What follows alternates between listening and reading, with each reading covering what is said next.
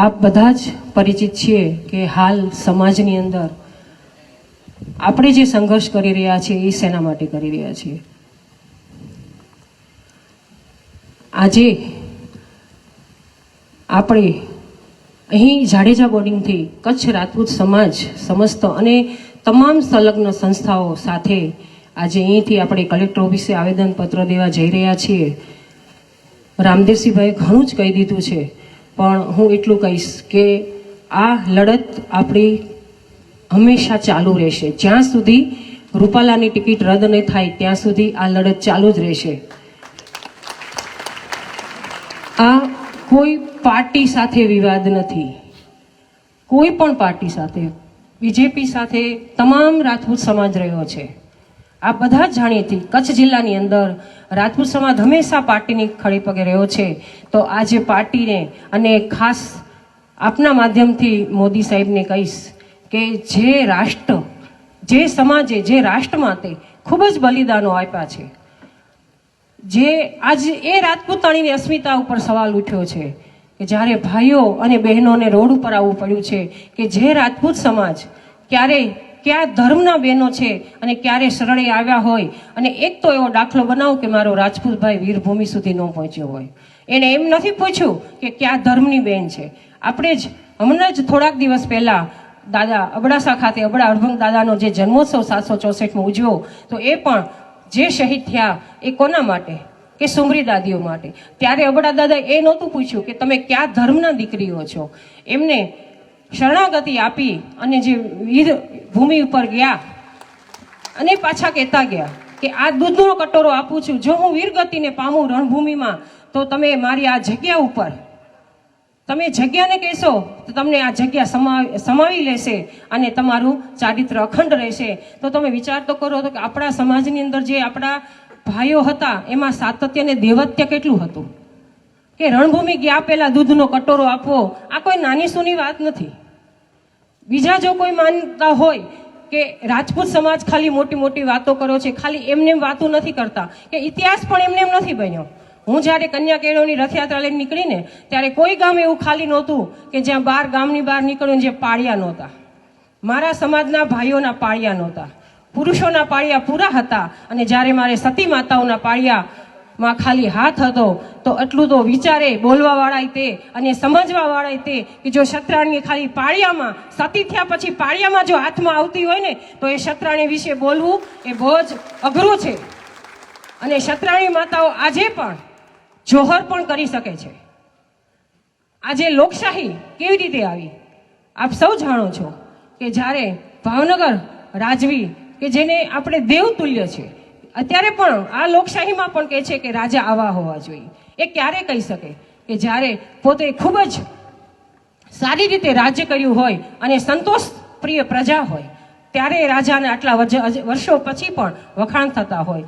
તો આજે એ રાજાના વંશજો છે અને એ રાજાએ જ્યારે પહેલું રજવાડું સરદાર પટેલને આપ્યું તો શું કામ આપ્યું?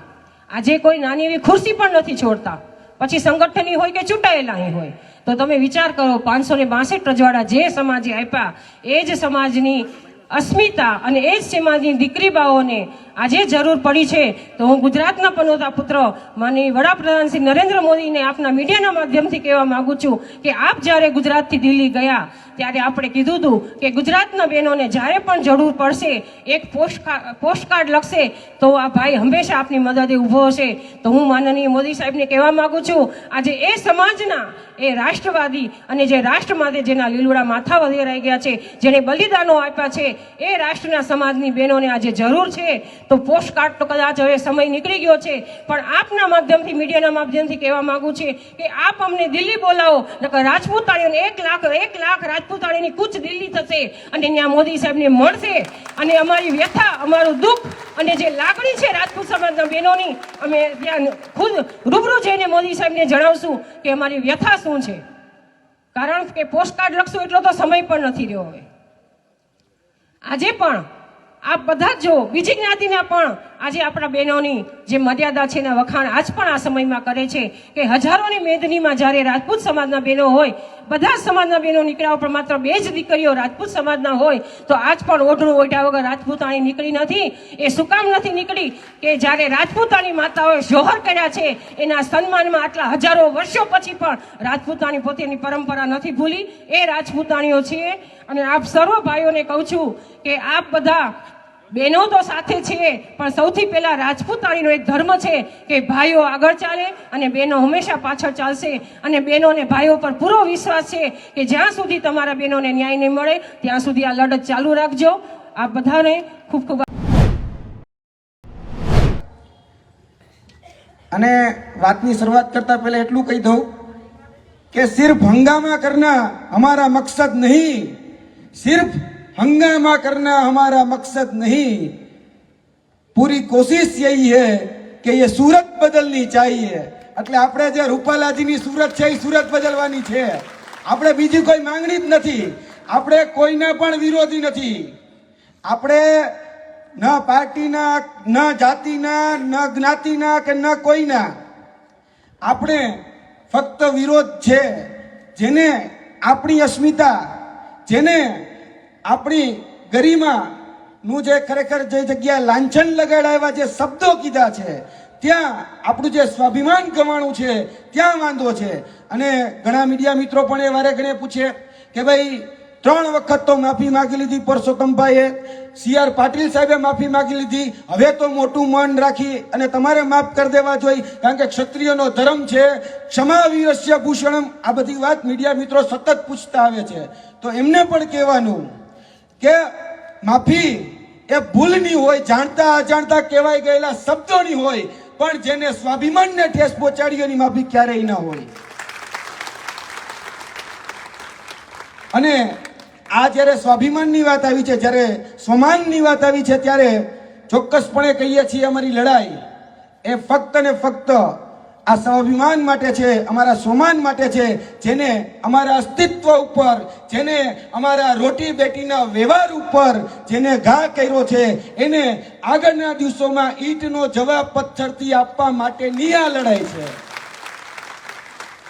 આ લડાઈ અહીંયા ઉપસ્થિત ઘણા બધા એવા આગેવાનો, ગીતાબા, અસ્મિતાબા અને તેની સાથે સાથે જે કહી શકાય કે પદ્મિનીબા હોય, આપણા તૃપ્તિબા જે અત્યારે લડી રહ્યા છે, એ તમામ વીરાંગનાઓ, એ તમામ ક્ષત્રાણીઓ જે છે, જે અત્યારે આપણે જે સત્તા પક્ષ છે એના આંખમાં આંખ નાખીને વાતો કરી રહ્યા છે, એના જડબા તોડ જવાબ આપી રહ્યા છે. અને આ ક્ષત્રિયાણીઓને વંદન કરવાની જરૂર છે. આ ક્ષત્રિયાણીઓ જે અત્યારે અમે જે જોઈ રહ્યા છીએ, જે ખરેખર જેલ ભરો આંદોલન કરવું પડે ને તો એના માટે જેલમાં જવા પણ તૈયાર છે. એના માટે ખરેખર તાળીઓ થઈ જાય. આ ક્ષત્રિયાણીઓને જોહર કરવાની જરૂર નથી. આ ક્ષત્રિયાણીઓને જોહર કરવાની જરૂર નથી. આપણે ફક્ત ક્ષત્રિય થવાની જરૂર છે, બાકી કોઈ જરૂર નથી. ખાલી ક્ષત્રિય થઈ જાઓ, નિડર થઈ જાઓ અને આંખમાં આંખ નાખીને વાત કરો, બીજું કોઈ જરૂર નથી. આપણે કોઈ પાસે કઈ ખોટું જૂટવી પણ નથી લેવું. એટલે માય ડિયર રૂપાલા સાહેબ, क्या सोचा था कुछ नहीं करेंगे, क्या सोचा था कुछ नहीं करेंगे. अरे गलत, जब तक तोड़ेंगे नहीं तब तक छोड़ेंगे नहीं. અને તમારો કમાન્ડ તોડીશું, તમારો અહંકાર તોડીશું, બાકી બીજું કશું જ નહીં. અમારે બીજું કઈ ખપતું નથી. અમારે સમાજ અંધો સ્વાભિમાનના ભોગે જોયા જ નહીં. અમે આ સ્વાભિમાની માણસો છીએ. અમે કોઈ જગ્યાએ એવું નથી કહેતા કે તમે આ રૂપાલાજીની ટિકિટ રદ કરી અને કોઈ ક્ષત્રિય આગેવાનને આપો. ના, તમે ભલે પાટીદારને આપો, અમને મંજૂર, અમે પણ એને જીતવીશું. પણ જે વ્યક્તિ અમારા સ્વાભિમાનને ઠેસ પહોંચાડી છે એ વ્યક્તિ તો નહીં, નહીં અને નહીં જ. જ્યારે હમણાં જ અત્યારે જે મીટિંગ ચાલી રહી છે અને એ મીટિંગમાંથી અત્યારે સમાચાર આવ્યા છે કે અત્યારની જે મીટિંગ અત્યારે જે ચાલી રહી છે સંકલન સમિતિની જે મીટિંગ તે સંપૂર્ણ રીતે નિષ્ફળ ગઈ છે. અને આ મિટિંગમાં જે આપણા કહી શકાય કે અહીંયાના કરણી સેનાના અધ્યક્ષ પણ ઉપસ્થિત હતા, તેની સાથે સાથે ભાવનગર ગોહિવાડ સમાજના પ્રમુખ પણ ઉપસ્થિત હતા અને અન્ય સમાજ આપણા જે અલગ અલગ સંગઠનો છે, સમિતિઓ છે, સેનાઓ છે, એના આગેવાનો પણ ઉપસ્થિત હતા. અને બધાનો એક જ સૂર છે કે ભાઈ કોઈ પણ સંજોગોમાં અમારે પરસોત્તમ રૂપાલાભાઈની ટિકિટ એ રદ જોઈએ છે, આના સિવાય બીજું કંઈ નથી જોતું. એટલે સંકલન સમિતિ માટે તાલીઓ થઈ જાય. નહીતર ઘણી વખત એવા પછી વાદ વિવાદો થાય કે ભાઈ કોઈ વેચાઈ ગયા, કોઈ ઓલું કરી નાખ્યું. ના, એવું કશું જ કાંઈ થયું નથી. બધી જ જગ્યાએ ઘીના ઠામમાં ઘી પડી જ રહેશે. આપણે કોઈને પણ, હું શબ્દ બહુ પ્રમાણિકતાથી અને ઈમાનદારીપૂર્વક વાપરું છું, કોઈને પણ આપણો ભાઈ હોય તો પણ, આપણો ભાઈ ન હોય તો પણ તમારે કોઈએ પણ જયચંદ શબ્દ નથી વાપરવાનો. કોઈને પણ, જેને પણ હોય એને યાદ રાખવાનું છે કે જે જગ્યાએ મિટિંગો થતી હોય અને જે લોકો મિટિંગ કરતા હોય એના માટે પણ ધર્મ સંકટ હોય છે. કારણ કે ભલે એ જે તે પાર્ટીમાં, ત્યારે સત્તાધારી પાર્ટીમાં હોય, જે રીતે યાદ કરજો કે એક સમયે કર્ણ, એના માટે પણ ધર્મ સંકટ હતો કે કૌરવોના પક્ષે લડવું પડ્યું હતું. એક રીતે ગુરુ દ્રોણાચાર્ય, એને પણ ધર્મ સંકટ હતો કે કૌરવોના પક્ષે લડવું પડ્યું હતું. ગુરુ ક્રીપ હોય કે કોઈ પણ હોય, એને ધર્મ સંકટ હતો. તો એ જ રીતે આપણા ભાઈઓ માટે પણ અત્યારે ધર્મ સંકટની જ અત્યારે સમય છે. તો મહેરબાની કરી એક વિનંતીના ભાગરૂપે કહું છું કે કોઈએ પણ આપણે એવો નિમ્ન કક્ષાનો શબ્દ પણ આપણા મોઢામાંથી ન નીકળવો જોઈએ, કારણ કે એ ક્યારે આપણા સંસ્કારોને છાજે નહીં. અને જે અત્યારે મિટિંગ થઈ છે એ મિટિંગમાં બીજી મિટિંગ નહીં થાય. હવે આદરણીય ભૂપેન્દ્રસિંહ ચુડાસમા સાહેબે કહી દીધું છે કે અમે જે આ નિર્ણય છે એ નિર્ણય પાર્ટી એટલે જે છે એ પાર્ટી સમક્ષ મૂકી દેશું અને ત્યાંથી નિર્ણય લેવાઈ જશે. એટલે હવે સંપૂર્ણ ભરોસો રાખજો કે પરસોત્તમભાઈની ટિકિટ રદ અને રદ, બીજું કશું જ નહીં થાય. આપણે તો એ જ વ્યક્તિ છીએ. એક શિક્ષણ મંત્રી ચાલુ હતા અને ખાલી શિક્ષણ મંત્રી એટલું પૂછ્યું હતું, કોણ યુવરાજસિંહ? આપણે એને ઘરે બેહાડી દીધા હતા. ખાલી કેટલું જ પૂછ્યું હતું, કોણ યુવરાજસિંહ? અને જો ખાલી એટલું જ તમે લોકોની જે સંગઠન શક્તિએ જે કરી બતાવ્યું, એ શિક્ષણ મંત્રીને જો ઘરે બેહાડી ગયા, તો આ તો હજી તો ઉમેદવારી નોંધાવે છે, હજી નોંધાવી નથી. તો આપણે એને ઘરે ન બેહાડી દઈએ. એટલે ચિંતા કરતા નહીં. આપણા જે મોવડી મંડળ, અહીંયા જે વડીલો બેઠા, માતા બહેનો બેઠી, આ બધું જ એ શક્ય જ છે, કશું જ અશક્ય નથી. અને આ લોકશાહી એટલે લોકશાહીના ઢબે અત્યારે આપણે બધા ચાલી રહ્યા છીએ. લોકશાહીના ઢબે જ ચાલવાનું છે. જો જરૂર પડી તો યાદ રાખજો, ક્ષત્રાણીઓ જે શબ્દ વાપરો છે જોહર, એ જોહર સુધી આપણે પહોંચવા નથી દેવાના. અહીંયા જે ભાઈઓ ઉપસ્થિત છે એને કેસરિયા કરવાના છે. બાકી દરબારના દીકરાને શીખવાડવું ન પડે કેમ ચૂંટણી થાય, કેમ લડાય, કેમ નેતાગીરી થાય, એના લોહીમાં હોય. અહીંયા જયારે જન્મીને ઉભા થાય ત્યારે જ ખબર પડી જાય કે લીડર કોને કહેવાય. જે લીડર હોય એ જ ક્ષત્રિય હોય. એટલે કોઈને શીખવાડવું ન પડે. આપણે તો એમાંથી આવી કે આપણે પૂર્વજોએ ઘોબા પાડી દીધા જ અને ઘોબા ઉપાડી લીધા જ. આપણે એ વંશજોમાંથી આવીએ જ. આપણે જ્યારે આપણું પાસે રાજ હતા, 562 દેશી રજવાડાઓ હતા, જ્યારે એક હાકલ પડી. અને છેલ્લી જ વાત કરી, હું મારી વાણીને વિરમું છું કે અત્યારે જે સત્તાધારી પક્ષના જે નેતાઓ છે એ હાથ જોડી અને વિનંતી કરી રહ્યા છે કે બાપુ તમે હઠ છોડી દો. એટલે CR પાટીલજી હોય કે અન્ય પરસોત્તમભાઈ હોય તો એને પણ આપણી પાસે 3 વખત માફી માંગી છે કે બે હાથ જોડીને કહે છે કે તમે આજ વખતે જવા દો. તો અમે એમને કહેવા માંગીએ છીએ કે તમે એક ટિકિટ જતી નથી કરી શકતા તો વિચારો અમારા રજવાડો 562 દેશી રજવાડા કેમ આપ્યા? તમને ટિકિટ જતી કરતા વાંધો પડે છે તો અમારા રજવાડાઓએ આ ભાવનગરના કૃષ્ણકુમારસિંહજીની વાત અહીંયાથી નીકળી તો એ ભાવનગરના કૃષ્ણકુમારસિંહજી પાસે તો 1800 પાદર હતા, 1800 ગામ હતા. તો એને એક ઝટકે કઈ રીતે આપી દીધા હશે? તમે એક ટિકિટ જતી નથી કરી શકતા ને. એટલે આદરણીય CR પાટીલ સાહેબ, તમને પણ વિનંતી કરીએ છીએ કે ભાઈ આજ વખતે માફ કરો અને આ ક્ષત્રિયોની જે માંગણી છે એ માંગણીમાં તમે પણ સૂર પુરાવો અને આશા અપેક્ષા રાખીએ.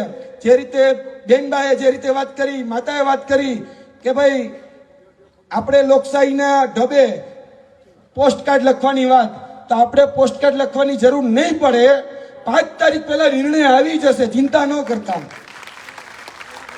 બાકી જો ચૂંટણી લડવાની થાય તો તમતારે રાણો નીતે ચૂંટણી લડશે રાજકોટમાંથી. અને કેમ દેખાડી દેવાય એ અમે જોશું. કારણ કે આ ચૂંટણી એ સ્વાભિમાનની ચૂંટણી છે. આ ચૂંટણી એ અમારા અસ્તિત્વ ટકાવવા માટેની ચૂંટણી છે. આ ચૂંટણી એ કોઈ પણ સંજોગે અમારી જે અસ્મિતા ઉપર જેને લાંછન લગાડ્યું છે એના માટેની ચૂંટણી છે. તો અમે કઈ ખીચડ ખાયા નથી ભાઈ, અમે કઈ ખદડાઈ નથી, અમે ખીચડ ખાયા નથી, ખદડાઈ નથી. પછી કેમ ચૂંટણી લડો છો, કેમ અમારા ગામમાં પ્રચાર કરવા આવો છો એ અમે જોશું. જૂતાના હાર તૈયાર જ છે. વધારે વાત ન કરતા મારી વાણીને વિરમું છું. મને બોલવા માટે અહીંયા મોકો આપ્યો તે માટે તમામ જે કચ્છની જે સંગઠનની ટીમ છે એનો તહે દિલથી આભાર વ્યક્ત કરું છું.